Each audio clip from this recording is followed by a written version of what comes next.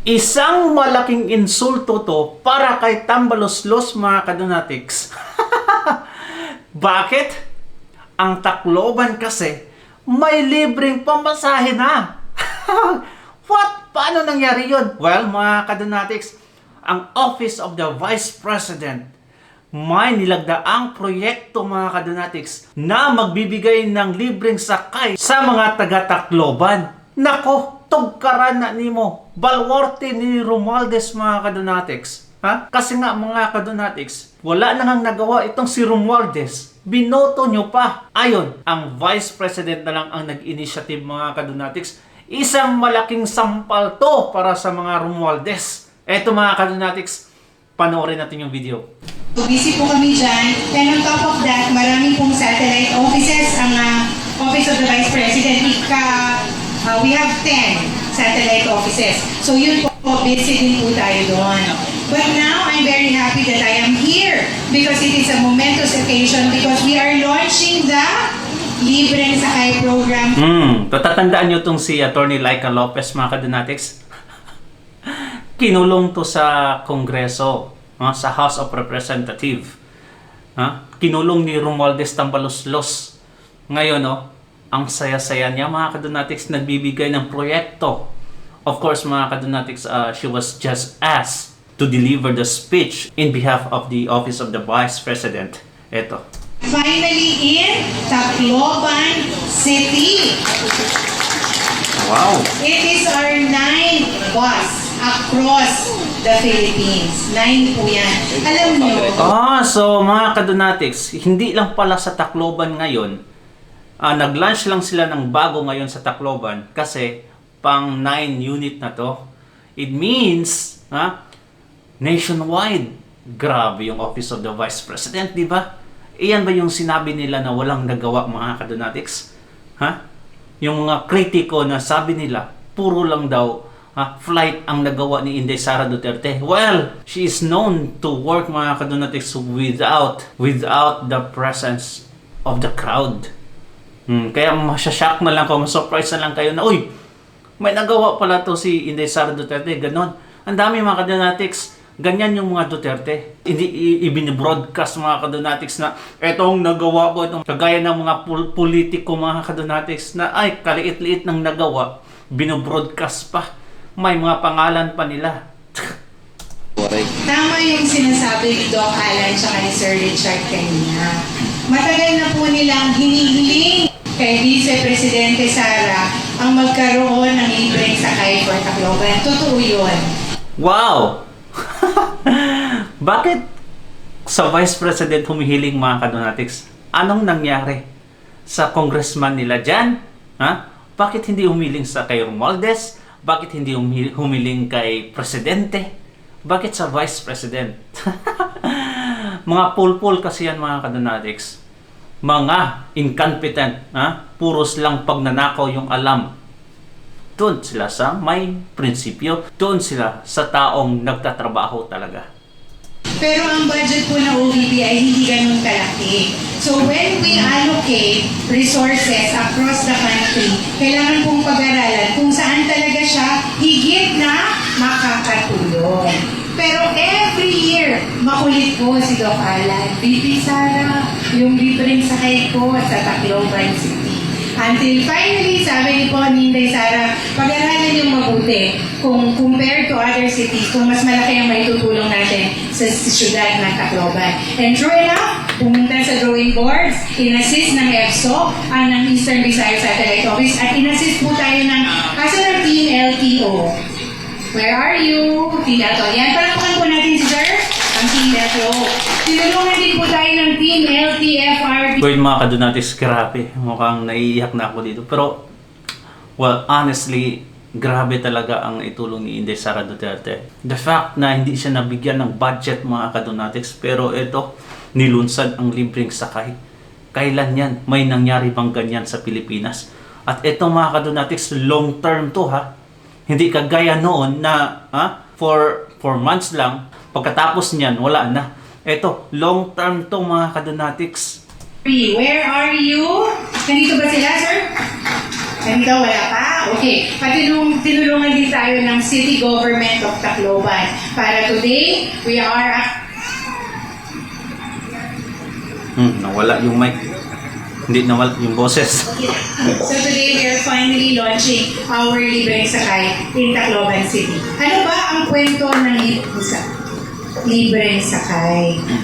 Noong pong 2022, kinkwento na po ito ni VP Sara. Sabi niya, meron kasi nag-donate ng mga bus sa kanya during the campaign noong 2022. Wow! Nag-donate ng bus at sabi niya, wala naman akong gamit para sa bus ngayon. So ang ginawa niya is, pinahiram niya po sa OVP para gamitin as libreng sakay. Ano ba ang purpose ng libreng sakay?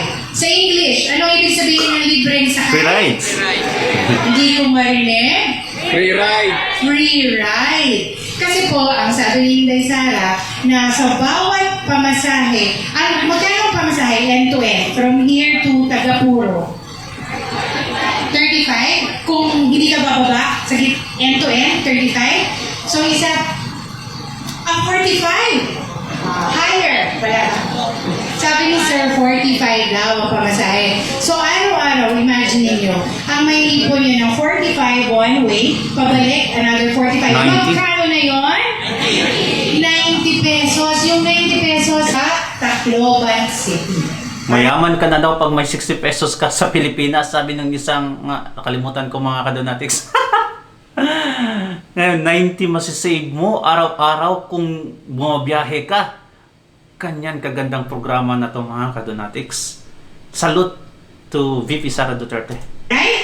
So At sa kanyang again, mga bago ako magtapos, maraming salamat and congratulations, number one, to our, of course, partner. Hindi po namin mapapatakbo ang bus kung wala kaming partner dyan. Walang iba kundi ang Uwi 5 Group.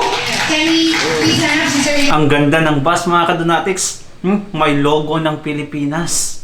Wow! Kaya si Sir Uy, palakpakan po natin sila. Wow. Sila mag-ooperate niya. Ano kaya masasabi niyo sa balos-los nito? Lahat ng ahensya ng gobyerno dito sa City of Tacloban. I-acknowledge ko lang, nandito yung mga taga-PNP. Asan ang Tomeco? The Tomeco Group, are you here? The Traffic Group, ang ating Bureau of Fire, Peace and Order, thank you, and of course, our Sir from PNP. Tama mo ba yun? 45 yung pamasahe ko. Ngayon ko lang to nalaman mga kadonatics na may ganito na pala sa Pilipinas. Kasi nga, yung mainstream media natin, tikom ang bibig sa mga magagandang nagawa ng Vice Presidente. Napakakupal talaga. Lahat ng mga negatibo mga kadonatics, yun lang yung binabalita na hindi naman totoo. Comment down below mga kadonatics kung alam mo tong programa na to or ngayon mo lang nalaman. Kasi honestly, hindi ko alam to eh. Grabe, di ba? And wala pang budget yan.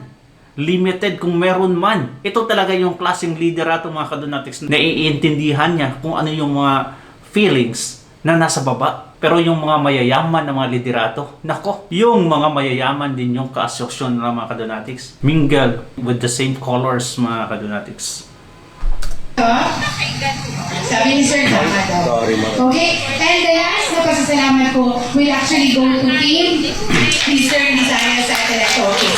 Palakpakan natin si Doc Alan, si Sir Richard, at lahat ng kawani ng Office of the Vice President dito po sa Eastern Visayas. Because without them, hindi po talaga magiging totoo ang panaginip na ito. Matutupad ang pangarap ng libreng sakay para sa Tacloban City. So Doc Alan, the challenge is, aalagaan niyo ba ang ating bus dito para sa libreng sakay for Tacloban City? Alagaan ninyo ha? Ayos ako. Para hindi na makadugang ha? Para tayo makadagdag ng isa. Kung hindi ayusin natin paggamit, hindi tayo makakadagdag. Okay, tama yun. Because hopefully yung 3 million passenger, right now it's already 2.6 million passengers na sumasakay ng libreng sakay. So, pag may tayo umabatay ng ilayot, meron din siyang prize. So, hopefully, yung 3 million passenger galing na sa City of Tacloban. Again, on behalf of Inday Sara Duterte, our beloved Vice President, maraming salamat, congratulations, at mabuhay ang Tacloban City. Thank you! So busy po kami. Salute sa Vice President. Nung nakaraang buwan pa pala itong mga Kadonatics, pero nag-viral na naman ngayon. Salute talaga kasi, it's a long-term program pala nila mga Kadonatics. Nung 2022 pa, hindi kagaya ng 20 pesos rice daw po ng mga Kadonatics na, nako, dahil na-alarma sa resulta ng botohan at sa mga result ng survey, at kaya nakakahiya mga Kadonatics, tinitira nila yung taong totoong nagsiservisyo. Bakit hindi nila nami-mention to? I really don't understand. Di ba?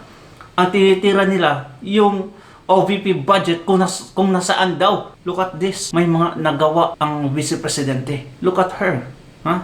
She is busy doing her things mga Kadonatics for the betterment of the Filipino. Ay nako. Comment down below mga Kadonatics so sa tingin nyo ang magagandang nagawa ni Inday Sara Duterte. Of course, and please don't forget to subscribe. God bless you mga Kadonatics. Ingat palagi. Bye-bye.